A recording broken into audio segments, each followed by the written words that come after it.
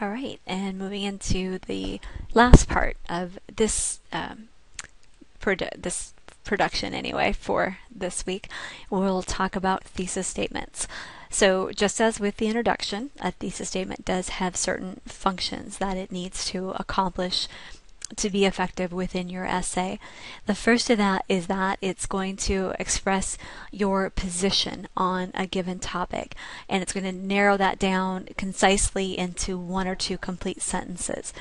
And now I say two complete sentences because I do think that there are times when you might need to establish certain conditions or parameters, and to avoid having a thesis statement that becomes too bulky or out of control, you often will have two sentences that work together, but without one or the other, you wouldn't have a complete thesis statement. So in the past, if you've been taught to always write one sentence thesis statements, just please be aware that there can be situations where two thesis statements are correct. And when we think about expressing a position, we're assuming that you are writing on a topic in such a way that you are doing more than just trying to inform. If your main goal is simply to present information without any interpretation of that information, you probably aren't going to have a position so much as just a statement that establishes a clear focus of the topic for the paper. Your thesis statement is narrowing this topic down, as we kind of saw through those introductory examples, working from broader ideas into the more specific focus of an essay. It should establish the direction that we're going in, what kinds of information or what kinds of categories are going to be discussed within the topic of this paper. This is done through the addition of subparts. Not every thesis statement will have this. A very simple thesis statement might not have a subpart, okay, but they can be very helpful in letting the reader know where we're headed in the essay. So if we think about that essay, or the example that we had from the introduction of the paper on multilingual education, all right, what I have underlined here: display an attitude of cultural competence and implement multilingual immersion programs. These are the subparts to this essay. They are the limiters to focus this thesis statement and let us know what two specific actions we're going to be looking at within the rest of the paper. Your thesis statement should point toward the conclusion you're going to make, meaning that it should let the reader know, or at least give them a sense of your interpretation of a topic, or your the value you place on the topic. So in the example you see here, we clearly know that by the conclusion, this author is going to have shown us how and why we need to have the cultural competence and the multilingual immersion programs. So we can already guess that that's where it's going, and then we're reading just to find out how does she get us there. And your thesis statement is going to be stated in the introduction. As I mentioned before, sometimes an introduction is formed out of two paragraphs, not just one. So that idea that it's always the last sentence of the first paragraph becomes a little bit more fluid as you become more adept in different ways of organizing and writing introductory paragraphs. So definitely the last sentence of the introductory paragraph is a good place for your thesis statement. However, it might be the second to last sentence. It might be the first sentence of your introductory paragraph if you had a paragraph prior that laid out an anecdote or told a short story. So please don't feel like you're locked into putting it in that last position. Okay, so looking into then how does a thesis statement establish these functions? Well, there are a couple of different elements to help it do this. First is the idea of a controlling thought, right? And to help you establish and craft your thesis statement, you need to be able to answer these two questions. First, what is my topic? Okay, it seems maybe kind of obvious, but you need to know specifically what is it I'm going to be writing about. So we'll take the example of the introductory paragraph about farm subsidies. That was the topic. The second question the writer has to ask him or herself is, how do I feel about this topic? Like, what's important about it?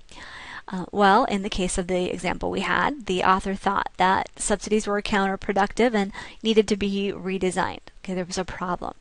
So you answer those two questions to yourself, and then we blend those pieces of information into putting together a thesis statement. So you're combining the two components of the controlling thought and creating a concise sentence.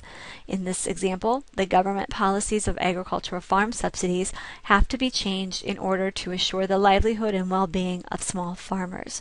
So notice we don't have I think in here. We simply have that statement of feeling that they have to be changed.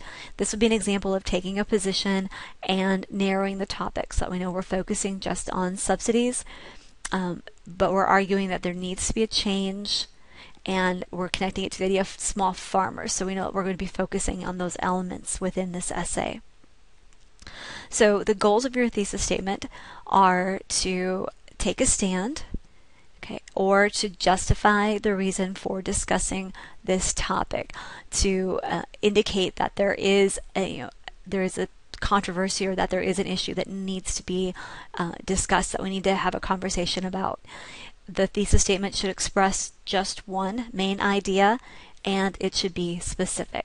So this is what you're hoping to accomplish in a well-crafted thesis statement. So let's take a look at some examples of how not to, and then how to craft a thesis statement. If we're trying to take a stand, okay, a weak thesis statement would say, there are some negative and positive aspects to the banana herb tea supplement. Well, that isn't taking a stand. It's simply a statement of fact that there are positives and negatives.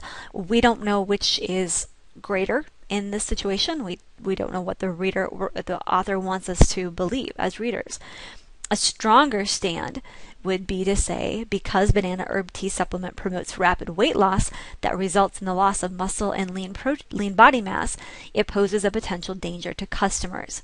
Now we know what side the author is on. They're kind of against using this supplement, and we have kind of a roadmap to some of the things that they're going to talk about to show us how this supplement is a danger. If we want to justify having a discussion, or even writing about this topic, a weak way to introduce that would just be this statement of fact: my family is an extended family. A stronger example would be to say, while most American families would view consanguineal marriage as a threat to the nuclear family structure, many Iranian families believe that these marriages help reinforce kinship ties in an extended family. Now we have established that there is a purpose for discussing the extended family, and that is the fact that it's not seen as the norm in America, and so we need to discuss it and explain how it actually can be a positive situation. Right? If we want to think about expressing one main idea, in this first example, companies need to exploit the marketing potential of the internet, and web pages can provide both advertising and customer support. We're actually introducing two ideas: the idea of exploiting the marketing potential, and then of using web pages. And it seems that we're going to try to explain both of these things in this paper. A stronger thesis clarifies what the main idea is. Because the internet is filled with tremendous marketing potential, companies should exploit this potential by using web pages that offer both advertising and customer support. Now we're giving the idea of marketing potential as sort of a given and understood, and we're going to be discussing using the web pages. So we've narrowed in one main idea. Finally, we need to be specific. World hunger has many causes and effects. Well, not only is that broad and vague, and probably a thesis statement more suited to a book than an essay, it also is lacking in a position. It's not establishing a reason why we would want to be discussing world hunger. So a stronger thesis statement would be to say, hunger persists in Appalachia because jobs are scarce and farming in the infertile soil is rarely profitable. Now we've focused in on a specific area or region of the world, and even more specifically a region of the country, the United States. We've identified reasons for why hunger persists, and we know that that's what the essay is going to talk about. Okay, so there are definitely good and bad ways to write your thesis statements. So on that note, let's take a look at a couple of warnings. A thesis statement is not a question. Okay, you are telling us what this paper is going to be about. You're not asking us what this paper is going to be about. It is also not just a statement of purpose, right? It's not just this essay will identify the causes of violence. Okay, we need to know specifically what you're going to tell us about those causes. And it's not just a statement of topic, the education system in the United States. That, in fact, isn't even a complete sentence, so it's wrong on many different levels for something that you would have in your paper. I want to take a look at some examples then of what it is and what it is not. Okay, so you would want to do this. You could say, teen pregnancy can be reduced with good education, parental support, and birth control. Don't say, what are the causes of teen pregnancy? All right, do write, grades should be eliminated because they cause anxiety and put unnecessary pressure on students. Don't write, why are there so many high school dropouts in the United States? All right, do write, honesty and trust play an important role in successful teacher-student relationships. Don't write, honesty and trust in the classroom.